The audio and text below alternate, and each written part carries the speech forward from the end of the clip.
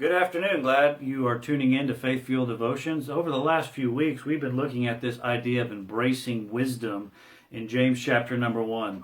James says that we need to have a need for wisdom in James chapter 1 verse 5. We also need faith, James chapter 1 verse 6 and 7. And today we're going to understand and look at this principle. We need singularity. James 1:8 says, "A double-minded man is unstable in all his ways."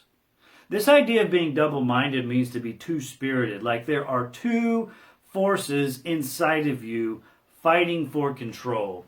And the Bible tells us that that really is what's going on. If you read Galatians chapter 5, it tells us that the spirit lusteth against the flesh, and the flesh lusteth against the spirit, and these two are contrary one to another, so that you cannot do the things that you ought. We need to be very careful and understand that for the Christian, there is this battle for our soul every day.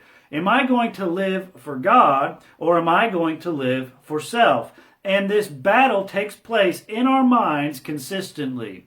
Do you ever feel double-minded? Do you ever feel that you are trying to go one way, but then you change directions all of a sudden throughout the day, and then you're trying to get back, and then all of a sudden you wake up the next day, you're trying to go over here? The Bible says that that breeds what we call instability. The word unstable means to be inconsistent or frequently changing. Today, I want to encourage you to be single in your mindedness, single-minded, not double-minded.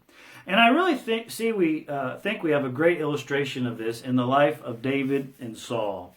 Saul was double-minded in the Bible. David, for many parts of his life, was single-minded. I want you to go back to that story of Saul versus David, and you really see this idea of Saul being double-minded. He has this back and forth fight within himself over David, and it's not really about David. It's because he's not seeking God's wisdom by faith, and the product of that is instability. So over in 1 Samuel chapter number 16, we see that Saul has this evil spirit troubling him. I need somebody to come play me some music, Saul says, to cheer me up because I'm just doing so awful because I'm being troubled by this spirit. Well, his servants find this guy named David, and David comes and he plays the harp for Saul and plays him godly music, and Saul's evil desires begin to quench and to quell, and they go down. And then all of a sudden, the Bible says that Saul favored David very much. "I love you, David. I want you to be around me." And he makes him his armor bearer. And then in 1 Samuel chapter 17, there's the battle with Goliath, which we know. And after that amazing victory that David has, Saul is even drawn to him even more. In 1 Samuel 19, he says, "You're going to come to my house, and you're not going to go to your father's house anymore. David, you're with me." And then all of a sudden in 1 Samuel chapter 19, this hit song started to go around the area of Israel called Saul has slain his thousands, and David has slain his 10,000s. And Saul started to hear this song that was exalting David, and it was starting to make his reputation lower in the eyes of the people. And the Bible says that Saul at that time became very jealous and began to eye David consistently. He loves him, now I don't love him. And David would begin to play the harp for him as he normally would do to kind of take this evil desires away. And Saul got so angry that he throws a spear at David and tries to kill him with it. He leaves. You see the instability? I love David. Now I hate him. And David leaves. And then in 1 Samuel, I believe it's chapter 19, Saul starts to rally his servants together. Hey, let's try to kill David. I don't like this guy. This guy's getting on my nerves. And David has a best friend who's also the son of Saul. His name is Jonathan. And Jonathan confronts his dad and says, "Dad, what are you doing? You can't kill David. He's done nothing wrong." And Saul, I hate David. "You know what, Jonathan, you're right. I love David. Have him come back." And so David comes back, and he plays for him again. And Saul gets angry. "I hate David." And he tries to throw a spear at him again. And David leaves. And Saul says, "I'm going to go get him myself." And he chases him down all the way to this place named Ramah. And there, Saul is confronted by Samuel the prophet. And Samuel the prophet says, "Saul, what are you doing?" And Saul changes his tune. And he says, "You know what? I'm not going to kill David anymore."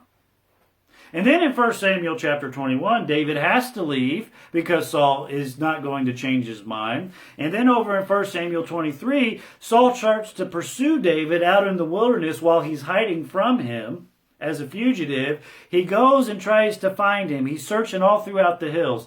And so in 1 Samuel 24, Saul comes into this cave.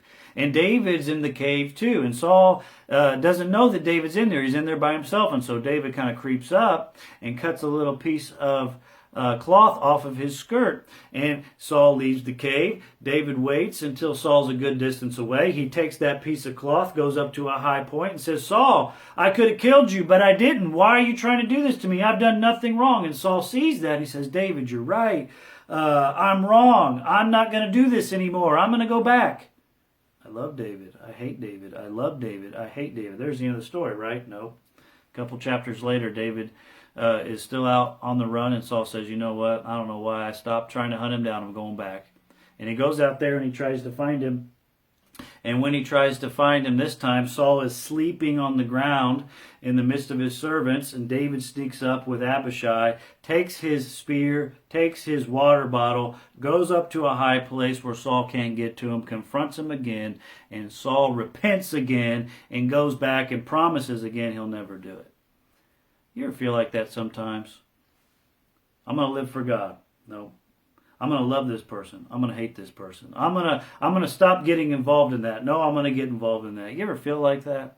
Double-mindedness makes us unstable in all of our ways. And on the flip side, here we have David, who was single-minded at this time in his life. And he said in Psalm 27, verse 4, one thing have I desired of the Lord, and that will I seek after, that I may dwell in the house of the Lord all the days of my life, to behold the beauty of the Lord and to inquire in his temple. There's so many things I could be desiring, David says, but one thing I'm desiring, and that's the Lord. And in fact, it was his single-mindedness that David had that allowed him to overcome Saul's double-mindedness. Think about that. We need to be focused completely on God, asking for wisdom, asking in faith, doing what's right. Thanks for tuning in. Hope you have a great day. God bless you.